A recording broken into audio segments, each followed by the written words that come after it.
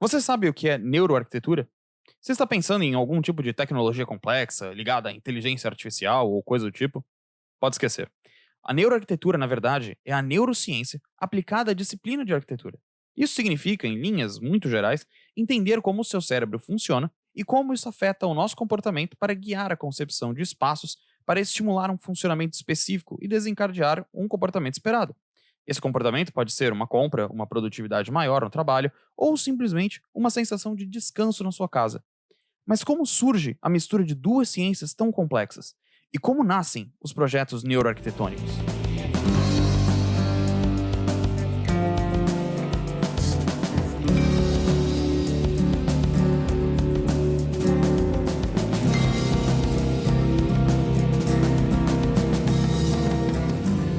Olá, sejam todos muito bem-vindos e bem-vindas. Eu sou o Cauã Marcelos e esse é o 13º episódio do Quero Saber, em que hoje a gente vai falar sobre um tema muito diferente, neuroarquitetura.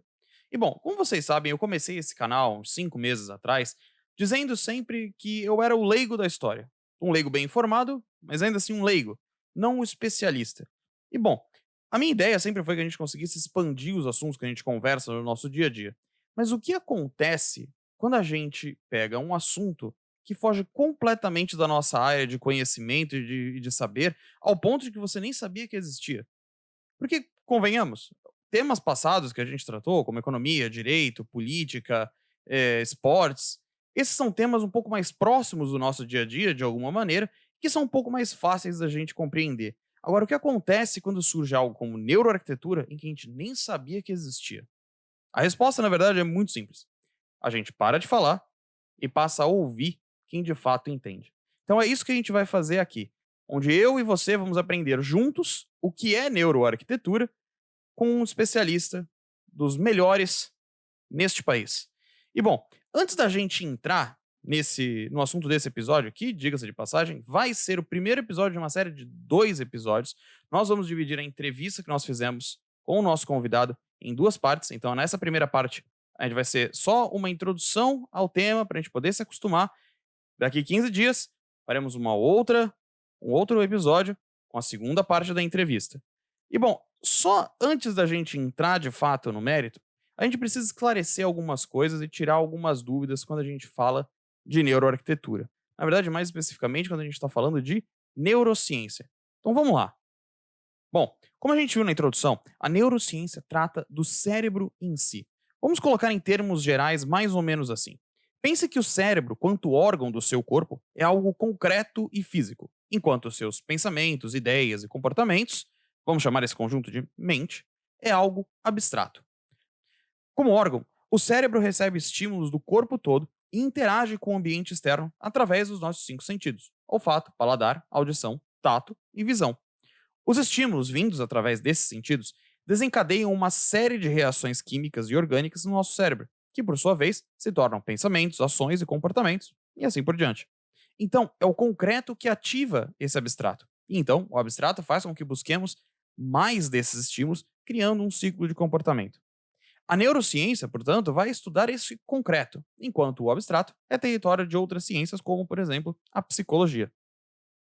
O uso dos termos concreto e abstrato que eu fiz aqui são apenas para a gente conseguir exemplificar essas diferenças entre o cérebro, órgão, e os nossos pensamentos, para que a gente consiga entender um pouco melhor da conversa que a gente vai ter agora sobre, de fato, neuroarquitetura, com o nosso convidado mais do que especial, Lori Kriesel, autor do livro Neuroarquitetura, Neurodesign e Neuroiluminação, Neuroarquitetura e Teoria de Elflang, como proposição para práticas projetuais, membro da Academy of Neuroscience for Architecture, especialista em neurociências e comportamento humano pela PUC do Rio Grande do Sul, além de ser membro do Comitê Especial Europeu de Pós-Graduação, tendo atuado em países como Inglaterra, Escócia, País de Gales e França.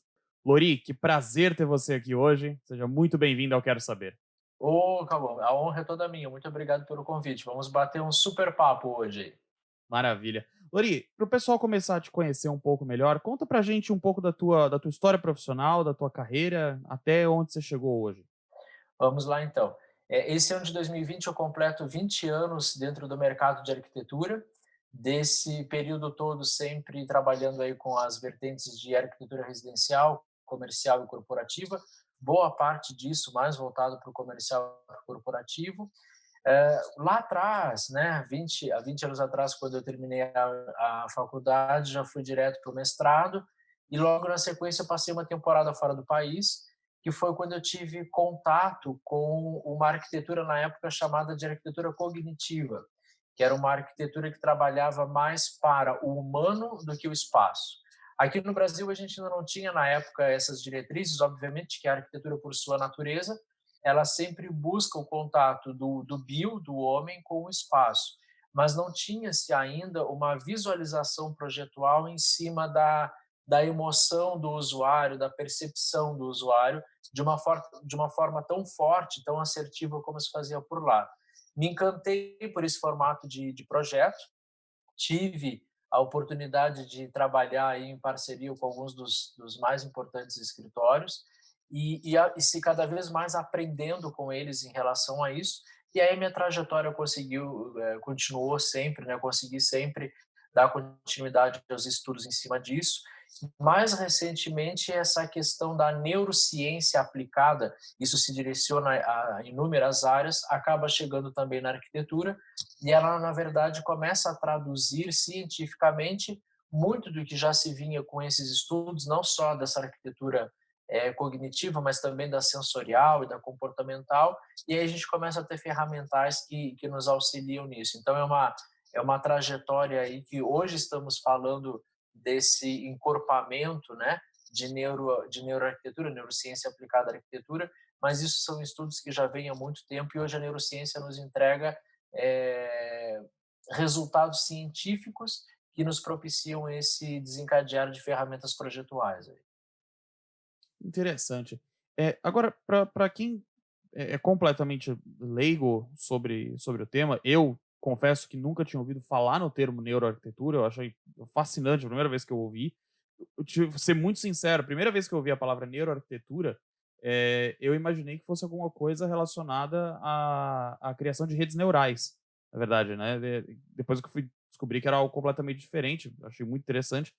Mas para quem nunca ouviu de fato o termo, conta pra gente assim, em linhas gerais. Você começou a explicar aí um pouco do que era a arquitetura cognitiva, falando mais da pessoa, uma arquitetura muito mais para o humano do que para o espaço.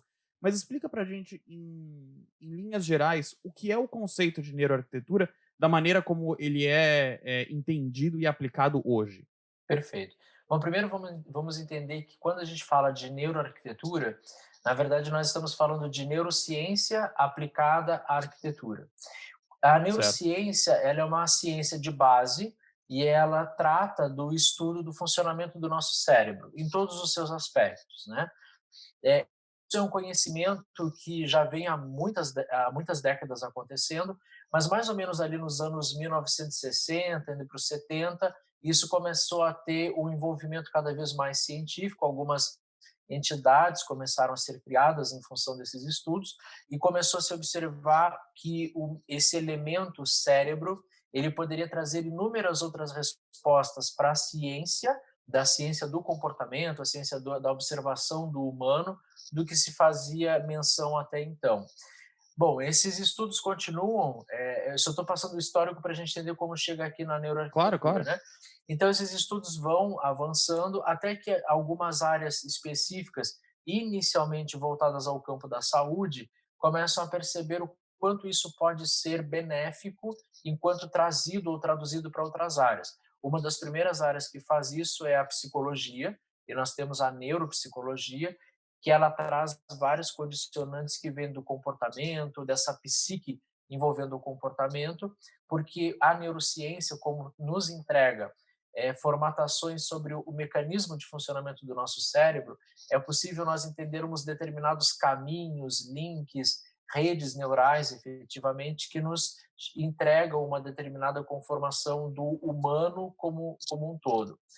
Quando a psicologia faz isso, algumas outras áreas também fora da saúde começam a ter essa mesma percepção de que isso é possível, de que essa tradução é possível. Uma das áreas que tão bem se apropria disso é o marketing, e aí o marketing traz Sim. algumas ferramentas bem importantes. Talvez a mais difundida de todas seja a PNL, Programação Neurolinguística, que vem dessa apropriação, Nessa época da PNL, o marketing ainda não se tratava por neuromarketing, né?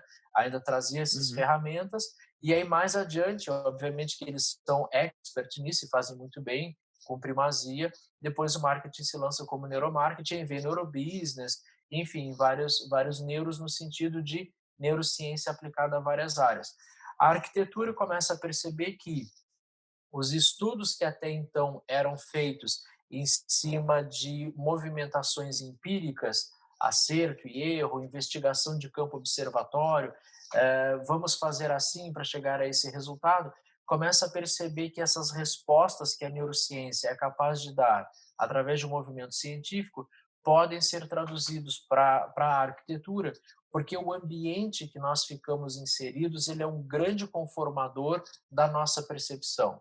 Quando nós entramos em um determinado Certo. espaço, nós nos moldamos a esse espaço, né? Esse espaço nos convida a determinados movimentos no sentido de apropriação, identidade, o quesito de nós termos um maior ou menor relacionamento com essa espacialidade, e a neurociência vai nos mostrando por quê, o que nos aciona nesse sentido. Então, hoje, quando se fala de neurociência aplicada à arquitetura, é porque pegando toda essa bagagem que nós temos, todo esse histórico de avanço da neurociência, trazida e traduzida para a arquitetura, nós conseguimos ter determinados resultados. A gente vai conversar um pouco sobre isso, aonde a gente percebe o quanto o ambiente pode ser convidativo a determinadas apropriações.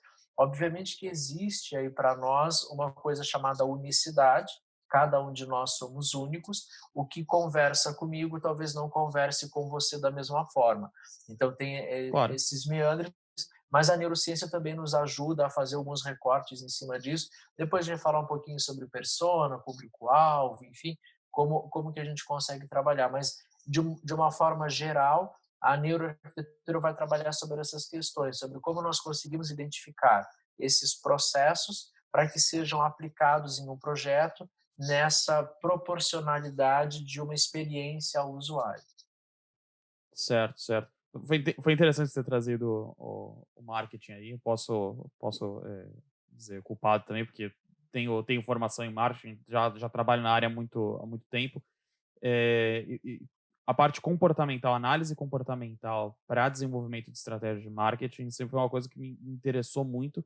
E principalmente a parte dos estudos que são feitos previamente para você chegar numa estratégia, quando a gente está falando de uma estratégia de comunicação.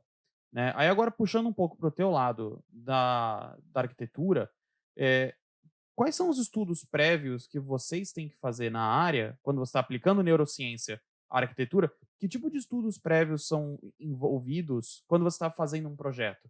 Eu imagino que seja diferente quando você está construindo uma casa, quando você está construindo um prédio de escritório ou um escritório. Eh, Quais são qual é a fase prévia do projeto para vocês? A primeira coisa que a gente vai avaliar é para quem a gente está projetando. Esse Certo? para quem se projeta, ele tem muito a ver com o que a gente vai chamar. Bom, tem N linhas, né? Mas o que a gente tem aí como Uhum. filosofia dessa espacialidade. Isso é muito comum, por exemplo, você citando de novo o marketing, né? A parte de arquitetura corporativa. A gente teve um grande chute inicial nisso tudo, que ainda chama-se, né, das espacialidades similares ao Google. O Google trouxe uma linhagem, né, de pensamento da Sim, espacialidade corporativa muito diferenciada. O que erroneamente as pessoas ou alguns profissionais trazem para o mercado é uma proporcionalidade de espaço em cima daquela proposição do Google, sem entender que a espacialidade do Google simplesmente traduz a filosofia de Google, né? Então isso certo. acaba se encaixando. A gente costuma dizer que não adianta você ter um ambiente colorido e internamente você ainda ter as pessoas cinzas, porque Sim, tem que haver um casamento entre a proporcionalidade que se tem, que atividade nós vamos ter, e aí a gente vem com alguns ferramentais. O que a gente usa como prévia é entender a princípio o que que nós vamos ter como experiência desse espaço, o que que a gente busca como resultado experiencial. Nunca se falou tanto de experiência do usuário, né? O que que o usuário vai vivenciar nessa sim, sim. espacialidade. Então a gente começa por aí. Como que nós vamos proporcionar isso? E aí tem várias ferramentas, né? A gente tem algumas ferramentas que a própria neuroarquitetura se apropria e temos outras que nós trabalhamos em conjunto, como, por exemplo, a teoria de Eifeland, que é a teoria da empatia, né? São alguns ferramentas que nós para que se gere uma maior ou uma menor empatia dentro do espaço. E dentro dessa teoria a gente vem com alguns mecanismos. A gente tem, por exemplo, o que a gente chama de linhas construtivas, que é como nós vamos começar a construção efetiva desse espaço por traçado para essas proposições ou para essas percepções que as pessoas vão ter. Como que a gente cria memórias mais significativas, né, que a gente acaba chamando de memória afetiva, que são as memórias que Certo. fazem que você tenha um relacionamento diferenciado com o espaço, mas inevitavelmente a primeira arquitetura que se apropria disso tudo é uma arquitetura chamada de comercial, porque a arquitetura comercial ela precisa nos entregar um resultado em termos de experiência, né? Essa experiência ela tem que ser Sim. qualificada e positiva para que eu me entregue à espacialidade ou à ambientação de uma loja, por exemplo, e aí eu tenho um convívio maior com a marca, eu me identifique com essa marca, eu goste de pertencer ao espaço da marca. Então, todo esse quesito de entender a experiência é o passo número um. A partir daí, a gente começa a construção do espaço pensando nessas caracterizações de como nós vamos fazer isso tudo. Certo. Que tipo eu talvez eu esteja entrando um pouco mais um pouco técnico demais, mas, que tipo de ferramentas de pesquisa vocês usam, com esse público-alvo? Né, vocês trabalham com grupos focais, trabalha com coleta primária de dados das pessoas que vão usar o espaço, é feita uma pesquisa, mais eu imagino que seja um pouco mais qualitativa, num primeiro momento, para depois passar para algo que possa ser generalizado para todo o público que vai utilizar aquele espaço. Como que é esse processo de coleta de dados para vocês nessa fase? Se a gente vai falando de arquitetura comercial, a marca já tem isso muito bem embasado. Mas se a gente Certo. for Tá. generalizar, ou seja, não tendo acesso a isso, né, a gente começa a Uhum. trabalhar em cima de arquétipos, né? Nós temos aí Tá. uma Faz sentido. subdivisão de arquétipos, e aí a gente pode trazer aí, normalmente se trabalha em cima da composição de Jung, né? Os 12 arquétipos Certo. que Jung Sim, sim. traça, e a gente começa a formatação de personas. O que a neuroarquitetura começa a trazer são sub-identificações dentro desses quesitos, né? Então, pelo arquétipo, a gente começa a entender como que a pessoa se relaciona com o mundo, e quando a gente começa a entrar numa persona um pouco mais desenhada, mais delineada, a gente começa a trabalhar as questões de leitura espacial, como que as pessoas tendem a ler as espacialidades, e depois disso, como que elas se apropriam dessas espacialidades. E aí a gente consegue trabalhar com algumas ferramentas que já nos condicionam a isso, né? Então, por exemplo, nós Uhum. temos pessoas que têm, independentemente da montagem de seu arquétipo, elas têm uma leitura espacial que a gente chama de mais barroca ou mais clássica. Barroca são aquelas Certo. pessoas que têm uma leitura onde a composição visual e a composição espacial precisa ter uma maior carga informacional, a gama informacional precisa ser maior, e temos um outro público que tem uma leitura tendencialmente clássica, aonde precisa-se de Sim. menos informação. É por isso, por exemplo, que a gente percebe na parte comercial até mesmo o movimento de projeto, mas também tudo aquilo que envolve o corporativo de uma marca, dando muita informação para um determinado público ou pouca informação para um determinado público, né? Então, se eu Certo. estiver indo para um público que é mais tendencialmente barroco, precisa de mais informação, eu vou fazer toda a minha composição de diálogo com ele mais informacional.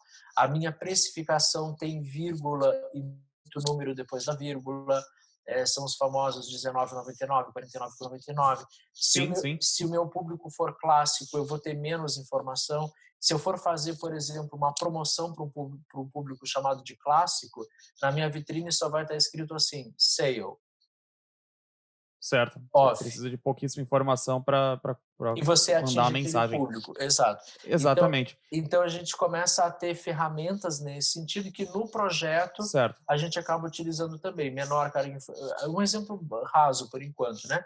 Menor carga Sim. informacional, maior carga informacional. Só que isso já na neuroarquitetura a gente começa a chamar de psicofísica, A psicofísica é Certo. a primeira relação da sua psique com o espaço.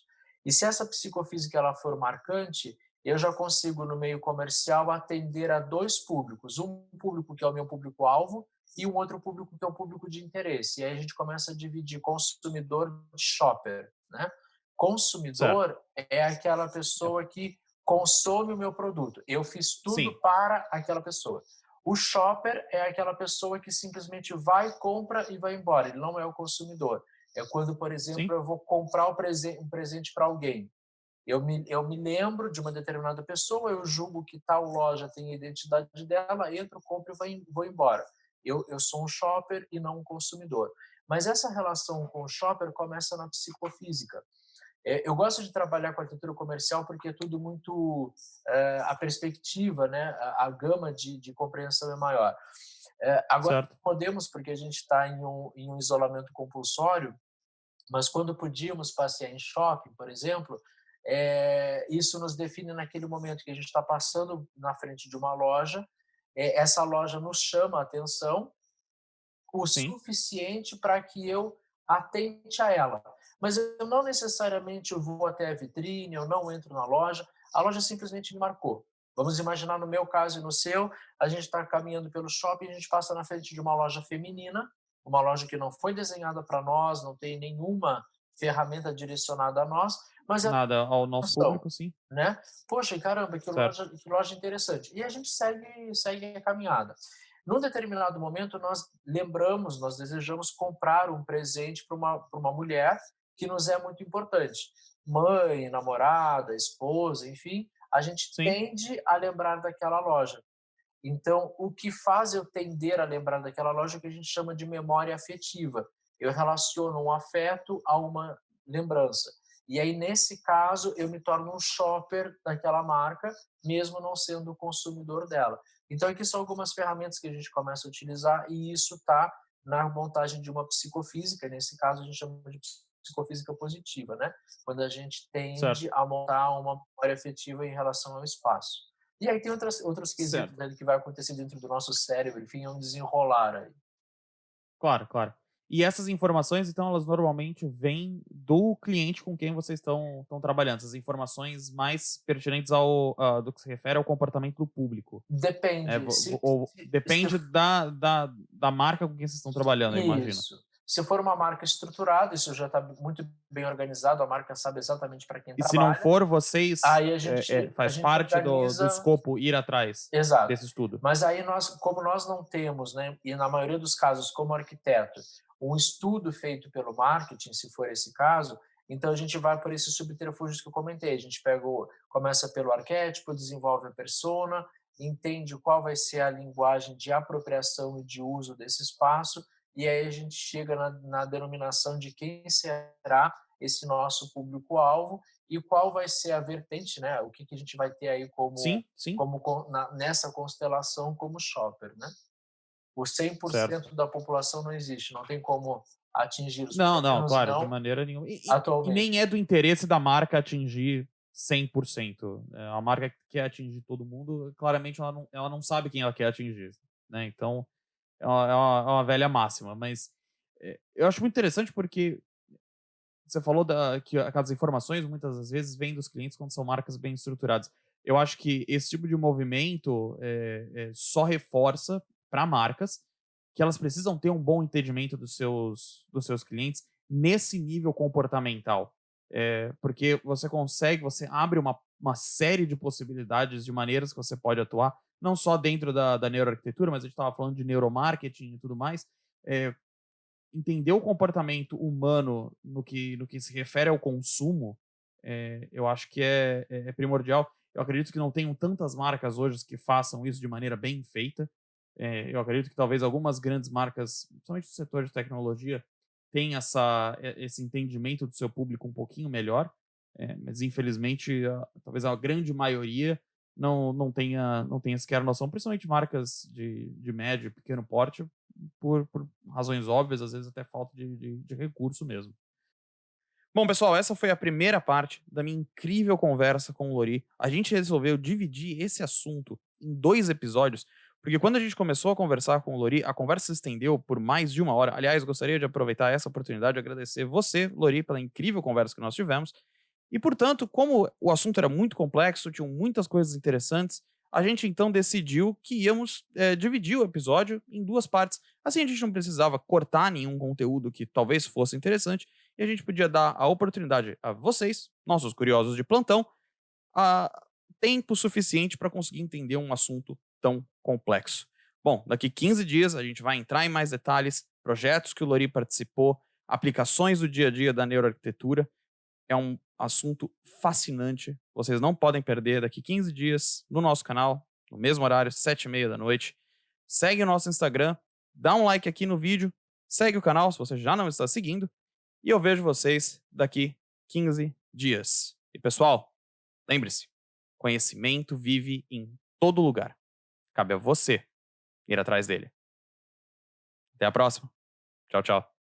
Olá! Sejam todos bem-vindos ao meu quadro. Mas hoje não vai ter quadro, porque o episódio de hoje continua daqui a 2 semanas. E no próximo episódio a gente vai ter o melhor quadro dos 90 segundos.